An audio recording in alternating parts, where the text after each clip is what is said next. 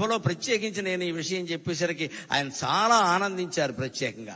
ఇక ఇప్పుడు ఒక 10 నిమిషాల్లో ఆయన రాజకీయ జీవితాన్ని గురించి కూడా మాట్లాడతాను. నేను నటుడు నాయకుడై ఆంధ్ర వట విటపము, నటుడు నాయకుడై ఆంధ్ర వట విటపము, ఊడలునంగ జగమెల్ల ఊగజేయ. నటుడు నాయకుడై ఆంధ్ర వట విటపము, ఊడలునంగ జగమెల్ల ఊగజేయ. విశ్వరూపము చూపిన విశ్వనటుడు, నటుడు నాయకుడై ఆంధ్ర వట విటపము, ఊడలునంగ జేయంగ, ఊడలునంగ జేయంగ, ఊడలునంగ జగమెల్ల ఊగజేయ. విశ్వరూపము చూపిన విశ్వనటుడు, తెలుగు వెలుగవు, తెలుగు వెలుగవుచు ఒక వెలుగు వెలిగి, తెలుగు వెలుగవుచు ఒక వెలుగు వెలిగినతని, తెలుగు వెలుగవుచు ఒక వెలుగు వెలిగినతడు. తెలుగుకే వెలుగుగా ఒక వెలుగుగా మిగిలిన మహానుభావుడు నటుడు నాయకుడు అయ్యాడు.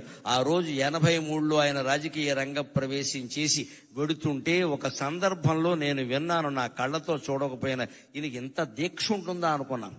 అన్నం తినేవాడు కాదు, ఆ చైతన్య యాత్రలు అన్నం తినేవాడు కాదు, కానీ ఆరోగ్యం చెడగొట్టుకోలేదండి. రామారావు గారి నుంచి ఈ యువతరం నేర్చుకోవాలి. ఎప్పుడైనా సమయం లేకపోతే అన్నం తినకపోవచ్చు. ఇవాళ కూడా సాఫ్ట్వేర్ కుర్రాళ్ళు సమయానికి తినలేరు, కానీ తినవలసిందేమిటి? పిజ్జాలు తింటున్నారు, బర్గర్లు తింటున్నారు, అడ్డమైన గడ్డి తింటున్నారు, అన్నం తినడం మానేసి. రామారావు గారి నుంచి నేర్చుకోవాలి. అంత చైతన్య రథయాత్ర చేస్తూ మహానుభావుడు కుమారుడు హరికృష్ణ సారథ్యం చేస్తుంటే వెళుతూ ఆయన దారిలో ఆగవలసి వస్తే భోజనము కుదరదు అనేవాడు. మరి ఏం కుదురుతుంది అంటే కుంచెడు వేరుశెనగ గుళ్ళు పట్టుకురమ్మనేవాడు. కుంచెడు మళ్ళీ సరిపోవు, ఇక్కడ కొంచెం వేరుశెనగ గుళ్ళు, ఉడికించిన వేరుశెనగ గుళ్ళు పట్టుకొచ్చాక బెల్లం అది కేజీ ఉండాల్సిందే లెక్క. కుంచెడు వేరుశెనగ గుళ్ళు దగ్గర పెట్టుకుని ఉడికించినవి బెల్లం కేజీ దగ్గర పెట్టుకుని అరగంటలో నవిలేడే నేను చూశాను, అనుమానం వెళ్ళేది. అలా కాపాడుకున్నాడు ఆయన ఆరోగ్యాన్ని. ఇవాళ నేర్చుకోవాలి. ఇవాళ అన్నం తినే సమయానికి అడ్డమైన గడ్డి తింటారు, ఆ తర్వాత అన్నం మానేస్తున్నారు, కడుపులో మండిపోతుంది. ఏం తినాలి? పుష్టి కలిగించే ఆహారం తినాలి. ఉపవాసం చేస్తే కనీసం మజ్జిగ తాగాలి ఆ సమయానికి. ఉడికించిన వేరుశెనగ గుళ్ళు తినండి, బొంబాయి శనగలు తినండి, బఠానీలు తినండి, అవన్నీ మంచివమ్మా. అవి ఊరి పూర్వం తినే తేగలు తినండి. అంతెందుకు ఈ కాలంలో బాగా వస్తే మొక్కజొన్న పొత్తులు తినండి, అన్నం అక్కర్లేదు, బోల్డ్ పుష్టి. ఇక్కడ కాల్చిన మొక్కజొన్న పొత్తులు తింటే అన్నం అక్కర్లేదు. ఎప్పుడైనా అన్నం తినని పరిస్థితి అటువంటివి తినాలి, కానీ ఆ బిస్కెట్లు ఈ బిస్కెట్లు ఈ చాక్లెట్లు ఇవన్నీ తిని చాక్లెట్లు ఉంటే టాయిలెట్కి వెళ్తాం, ఉపయోగం ఏంటి? ఇక్కడ ఏం తినాలి? తినకు పరిస్థితులు ఉంటాయి. సినిమాల్లో ఉన్న వాళ్ళకి మరీ ఎక్కువగా ఉంటాయి, రాజకీయాల్లో ఉన్న వాళ్ళకి అన్నం తినే అవకాశం ఉండదండి. ఏం తినాలి? ఆరోగ్యం చెడిపోంది తినాలి. అందులో కూడా ఆయన క్రమశిక్షణ ఏమిటంటే అలా ఉడికించిన వేరుశెనగ గుళ్ళు బెల్లం లాంటి ఆహారం తినేవాడు తప్ప బయట ఏదో పట్టుకురమని తినేవాడు కాదండి. నియమం అంటే నిష్ఠే, నియమం అంటే నియమమే, నిష్ఠ అంటే నిష్ఠమే. ఆయన నుంచి అది మనం నేర్చుకోవాలి. ఆ రకంగానే రాజకీయ జీవితాన్ని గడిపాడు. ఇంకొక మాట మనం చెప్పుకోవాలి. తెలుగుతనం, తెలుగు జాతి అంటే ఆయనకి ఎంత ఇష్టం అంటే ఆచరించి చూపించాడు. 89 నుంచి 94 వరకు ఆయన ప్రతిపక్షంలో ఉన్నారు. ప్రతిపక్ష నాయకుడుగా ఆయన పాత్ర ఆయన చేశాడు. నేను అసెంబ్లీకి రాను అని మాట్లాడలేదు, వచ్చాడు ఆయన ఖచ్చితంగా. స్పీకర్ గారు ఉండగా చెప్పుకోవలసిన మాట, ఆయన వచ్చాడు. అంత మహానటుడు, అంత మహానాయకుడు ఓడిపోయిన దశలో కూడా అసెంబ్లీకి వచ్చాడు. ఆయన కర్తవ్యం ఆయన నిర్వర్తించి ఇటువంటి వాళ్ళందరినీ నడిపించాడు ఆయన శుభ్రంగా. ఆ దశలో కూడా ఆయన మనోధైర్యాన్ని కోల్పోలేదండి. అంతేకాదు ఆత్మాభిమానాన్ని కోల్పోలేదు, ఆంధ్రాభిమానం కూడా కోల్పోలేదు. 91లో పివి నరసింహారావు గారు నంద్యాలలో పోటీ చేస్తే తెలుగువాడు ప్రధానమంత్రి అవుతున్నాడు, మేం పోటీ పెట్టాం అన్నాడమ్మా, అన్నాడమ్మా, అన్నాడమ్మా, అన్నాడమ్మా, అన్నా అన్నా అన్నాడమ్మా, అన్నాడమ్మా. మరొక మొగాడు ఉన్నాడా? మరో మనిషి ఉన్నాడా? ఎంత స్వార్థం ఇవాళ రాజకీయాల్లో, ఎంత స్వార్థం. సానుభూతి చూపించవలసిన చోట కూడా పోటీలు పెట్టేస్తున్నారే. ఆయన శుభ్రంగా ఆయన నిలబడితే పివి నరసింహారావు గారి పరిస్థితి వేరుగా ఉండేది. చాలా కష్టం నెగ్గడం అది. అందులో సానుభూతి ఉంది ప్రజలకి. ఈయన పట్ల చాలా సానుభూతి ఉంది. ఈయన ఓడిపోయాడని ఏమవుతాడో తెలియదు. కానీ తెలుగువాడు ఇంతకాలానికి ప్రధానమంత్రి అవుతున్నాడు, నేను అడ్డుపడను, మా తెలుగుదేశం పార్టీ తరఫున పోటీ లేదు అని ప్రకటిస్తే నంద్యాలలో ఎప్పటికీ చెరిగిపోని మెజార్టీ వచ్చింది. పివి నరసింహరావుకి ఎన్టీ రామారావు దయ వల్ల వచ్చింది. ఎన్టీ రామారావు దయ వల్ల వచ్చింది. ఔదార్యం అంటే అది, ఔదార్యం అంటే అది. ఆయన సంచలనాలు చేశాడు, సరదాలు చేశాడు. సంచలనాలు చేశాడు, సరదాలు చేశాడు. రాజకీయాల్లో ఉండగా నిజంగా కార్టూనిస్టులందరికీ రోజు మ్యాటర్ దొరికింది అంటే ఎన్టీ రామారావు దయ్యానండి.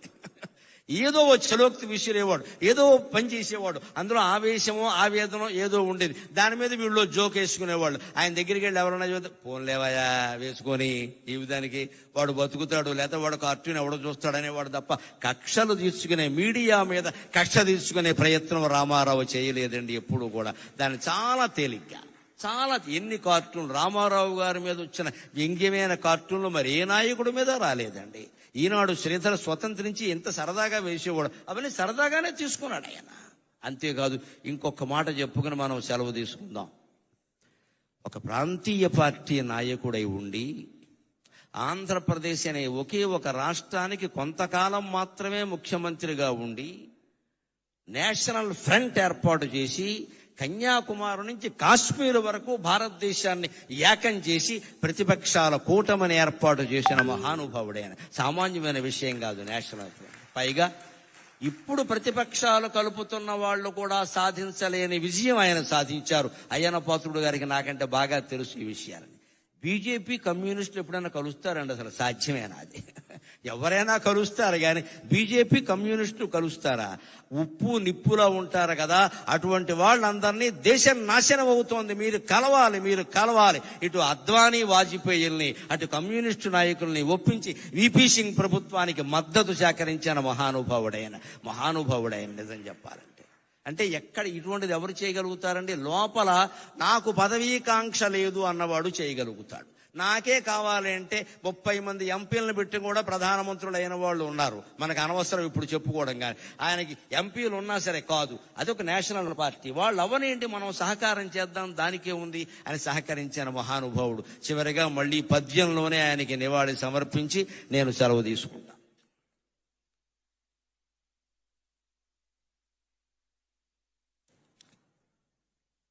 విశ్వఖ్యాత నట ప్రపంచ. రామారావు గారి సంతోషించాలి అంటే మంచి సమాస ధాటితోనే ఉండాలి పద్యం. తేలికైన మాటలతో చెబితే ఏమయ్యా గరికిపాటి ఇలాంటి పద్యం చెప్పేవాడు రాత్రి కల్లోకి వస్తాడు ఆయన. అందుకని మంచి సమాస ధాటితోనే ఉండాలి పద్యం ఖచ్చితంగా. విశ్వఖ్యాత నట ప్రపంచ విభవావేశ స్వభావ ప్రభావ అశ్వోద్ధూత సమస్త చిత్ర పరిషత్ హరాగ్రహారం మగున్. విశ్వఖ్యాత నట ప్రపంచ విభవావేశ స్వభావ ప్రభావ అశ్వోద్ధూత సమస్త చిత్ర పరిషత్ హరాగ్రహారం మగున్. ఏ శ్వానమ్ములు అవేమి వాగుకొనని ఈ సింహము ఆ సింహమే.